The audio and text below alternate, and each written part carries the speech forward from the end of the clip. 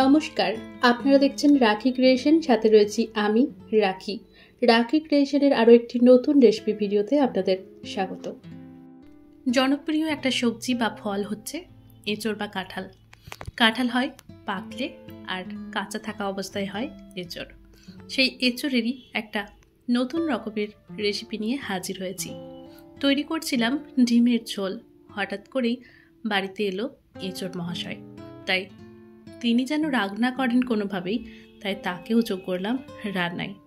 দেখেছেন এখানে আলু আর ডিম দুটোই কিন্তু একই সাইজের নিয়ে রান্না করব বলে ঠিক করেছিলাম, আর সেই সময় এসে হাজির হলো এঁচড়টা। তাই এই রান্নায় যোগ হলো এঁচড়। এঁচড়, আলু আর ডিম দিয়ে হবে আজ ঝোল। আলু ডিম আগের থেকে সেদ্ধ করা ছিল, সেগুলোকে ভেজে তুলে নিলাম।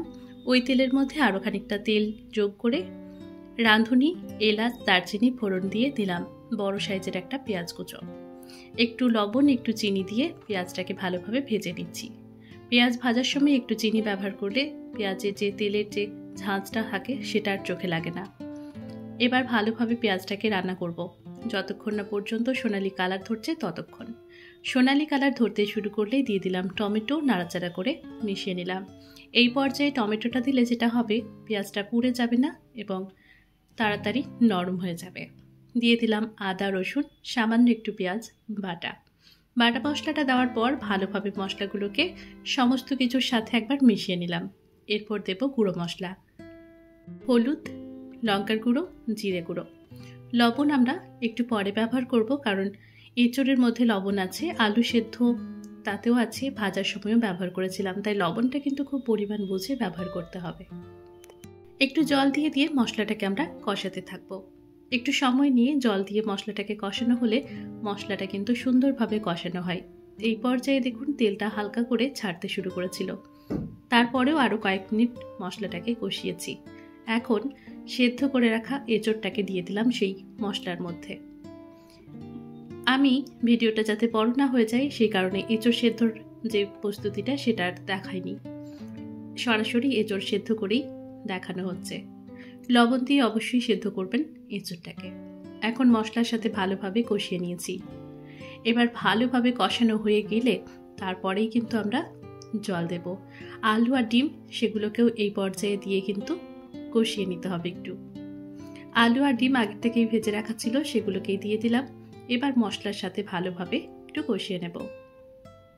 আমি এখানে গোটা গোটা আলু ব্যবহার করেছি, আপনারা চাইলে কিন্তু আলু কেটেও ব্যবহার করতে পারেন, যাতে দেখতে সুন্দর লাগে। তাই আর আলুটাকে আমি কেটে 2 টুকরো বা 4 টুকরো করে নিই। এবার দিয়ে দিচ্ছি পর্যাপ্ত পরিমাণে জল, যাতে মশলার সাথে এই ঝোলটার সাথে সবজিগুলো ভালোভাবে ফুটতে একটা সময় পায়। ঘড়ি ধরে 8 থেকে 10 মিনিট এটাকে আমি ফুটিয়ে নিয়েছি। এই পর্যায়ে ঝোলটাও কিন্তু সুন্দর ঘনত্ব এসে গেছে। মাঝখানে আমি লবণ দিয়ে দিয়েছিলাম ঝোলটার অনুযায়ী, আপনাদের সেই ভিডিও ক্লিপটাও দেখাতে পারলাম না। লবণ অবশ্যই টেস্ট করে নেবেন, এই পর্যায়ে কম বেশি হলে সেটা কিন্তু অ্যাডজাস্ট করে নেবেন। এখন গ্যাসের আঁচ বন্ধ করে দিয়েছি। এবার এটাকে 10 থেকে 15 মিনিট স্ট্যান্ডিং টাইমে রাখবো, তারপর এটা পরিবেশন করব। গরম গরম ভাতের সাথে এঁচড় আর ডিম আলুর এই ঝোলটা খেতে যে কি অপূর্ব লাগে তার বলে বোঝানোর নয়। এই রেসিপিটা আমার মায়ের তৈরি। হ্যাঁ, আমার মা এঁচড়ের ঝোল ভীষণই ভালো বানাতেন, কিন্তু দুর্ভাগ্য এখন তিনি আর আমাদের মধ্যে নেই। তাই মায়ের মতো করে চেষ্টা করলাম আজকের এই ঝোলটা তৈরি করার। জানাবেন কেমন লাগলো রেসিপিটা। Thanks for watching.